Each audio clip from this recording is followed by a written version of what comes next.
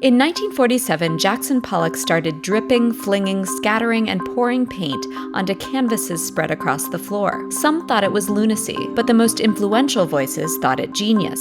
That's the legacy that has prevailed. That's why you've heard of him and see his work in museums. That's why a single one of his paintings can sell for $50 million. But when you find yourself in front of one of his paintings now, what do you do with it? How do you look at this and derive some sort of something from it? Why does it matter? And what does it mean now? This is the case for Jackson Pollock. Paul Jackson Pollock was born in 1912 in Cody, Wyoming, moved around the Southwest with his family, attended high school in Los Angeles, and landed in New York in 1930 to pursue art, encouraged by his older brother Charles. Pollock studied at the Art Students League under American regionalist Thomas Hart Benton, whose representational style he would go on to react against, but whose rhythmic structure and contrast of light and dark the young artist internalized. His eyes were trained on the usual suspects of European modernism, including, of course, Picasso, whom Pollock once cursed, saying, "That bastard, he misses nothing." He looked to the Mexican muralists, like José Clemente Orozco, and also David Alfaro Siqueiros, whose experimental workshop Pollock joined in 1936. Siqueiros believed the paintbrush to be an implement of hair and wood in an age of steel, and that revolutionary art required new materials like automobile lacquer and paint thinner, and innovative techniques like airbrushing, stenciling, flinging paint, and controlled accidents. Pollock incorporated some of these lessons at the time, but drew from many sources. His Southwestern childhood had sparked his interest in Native American art. He visited MoMA's 1941 show, Indian Art of the United States, several times, attending a demo of Navajo painting, made by dropping colored sand on the ground.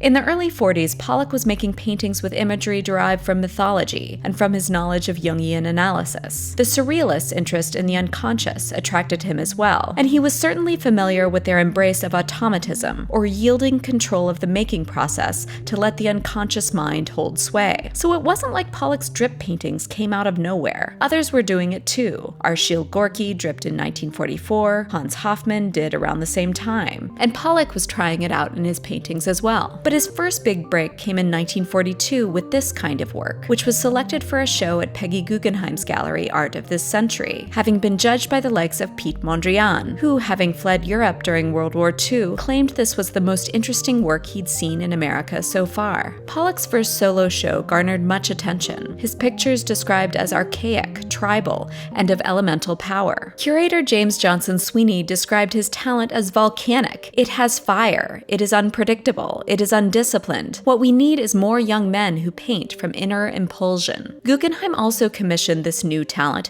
to create a mural for her New York townhouse, and he produced an epic 19-foot-long canvas that cemented his rising star status and gave a glimpse of the rhythmic forms and loose brushwork that would follow. Pollock's other 1942 break was meeting painter Lee Krasner. They married in 45 and moved out to Long Island near East Hampton, where they set up studios, hers in the house and his in the barn. Pollock continued to begin his paintings with totemic and mythological subjects, but painted over them with layers so thick that the original forms were mostly indistinguishable. By 47, Pollock was spreading his canvases on the floor. Sometimes his initial layer involved brushwork, but successive layers were built up with poured, dripped, and scattered paint, artist's oils, enamel house paint, and aluminum radiator paint. He used sticks, trowels, and palette knives. Sometimes string, sand, or nails entered the mix. Narrative content began to disappear, until all that was visible was the splatters and skeins of paint we all now think of when we think of Pollock. The titles dropped away too, and he began to number his paintings like musical compositions. There was no sketching in advance, but it wasn't just paint flung willy-nilly, at least most of the time. To a considerable degree, he controlled his flow of paint and distribution of color. He knew what kinds of motions and what tools and paints produced certain results. He decided what to cover over and what to let show through. His all-over compositions betray a keen awareness of the edges, and after jags of activity, he would stop and take stock of what he'd done before entering back in or deciding the work was resolved. Pollock once responded to a critic's remarks by telegramming Time magazine, saying simply, "No chaos, damn it."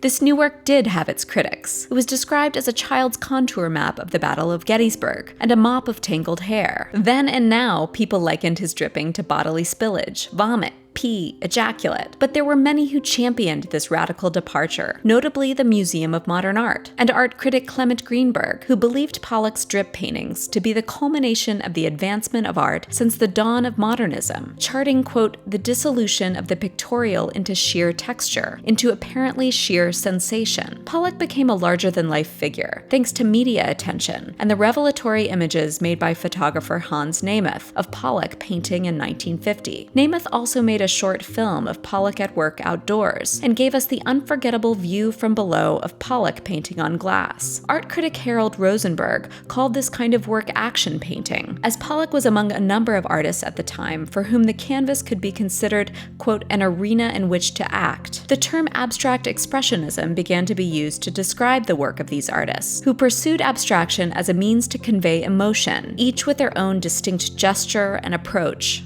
World War II had been hell, and for Pollock and his ilk, still lifes and portraits were now insufficient. Echoing Siqueiros, Pollock explained, new needs need new techniques. Today, painters do not have to go to a subject matter outside themselves. They work from a different source. They work from within. He had a productive pocket of years, and would return to representation with a series of paintings from 51 and 52, made with black enamel and a turkey baster, oscillating between abstraction and figuration. But in his last years, he made work only sporadically, struggling with the alcoholism that plagued him throughout his life. Pollock was at the wheel when he died in a car accident in 1956 at the age of 44, throwing his mistress from the car and killing her friend. Then and now, Pollock's brief but brilliant career was emblematic of the post-war American boom, a country no longer culturally subservient to Europe, but defining its own terms. Pollock symbolized American fearlessness and freedom, so much so that his work and that of his peers was promoted during the Cold War as proof of what was possible in a democracy, no matter that Pollock had been a member of the Communist Party. There's a tendency to think of Pollock's breakthrough as cutting the 20th century into halves, a before and an after. In 1958, artist Alan Caprow wrote, he created some magnificent paintings, but he also destroyed painting. Of course he didn't destroy painting. He destroyed some sense of painting as a grand progression of movements from this to that. The medium has persisted, finding other innovations and other audiences. Caprow saw Pollock's legacy as pointing the way forward from painting to everything else, leaving us, quote, at the point where we must become preoccupied with and even dazzled by the space and objects of our everyday life. As Pollock reacted against Benton, many artists reacted against Pollock, against gesture, against expression. As quickly as it appeared, Pollock's signature mark-making became cliched, representing an era in American history when the art was macho and large, the art world was insular and small, and the reputed artists were almost all male and white. But where does this leave us today? When looking at his work, Pollock recommended we, quote, not look for, but look passively, and try to receive what the painting has to offer and not bring a subject matter or preconceived idea to it. Of course, no one comes to art or to anything this way, but perhaps you might appreciate the work, he suggested, quote, just as music is enjoyed. After a while, you may like it, or you may not. Ornette Coleman likened his own improvisational jazz to Pollock's work and said, it's not random. He knows what he's doing. He knows when he's finished, but still it's free form. What happens in the artist's studio is almost always a mystery. Training and expertise and persistence synthesized over time into a picture or a thing. But Pollock shows what happened to get us here, more distinctly than anyone had before. It's clear that a person was here and traversed this canvas, and now he's not. Paint that was once liquid and flowing, now hardened and frozen in time. Pollock called it energy and motion made visible, and memories arrested in space. While the largeness of his persona has faded, Pollock certainly isn't absent when you're with the work. It's fun,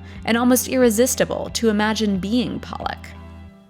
There are lots of things you can think about when looking at this work. How a lot of painting tries to hide the fact that it is indeed made of a viscous substance, while a Pollock allows the paint to revel in its true liquid self. You can think about how the picture plane is at once shallow and dense, and also overwhelmingly expansive, pointing to the infinity that lies beyond. You can make note of the variety of markings and textures, and the tension between planning and accident. What's the difference, really, between drawing directly on the canvas or in the space just above it? everything and nothing, it turns out. That bit of distance relinquishes authorship and allows gravity and chance and life to play a part. It's in that distance that we reside when with his work, in that nebulous area between conscious and unconscious thought and action, where so much of life can be found. These pictures are not easy to read. There is no beginning and no end, really, an idea Pollock considered a compliment. In these lines and layers and residues, there is new information blotting out old. There are vast networks of markings, what Caprow called the endless tangle. Like an ocean or a galaxy, we must settle to a great degree in their inscrutability. In a similar sense, we must also live with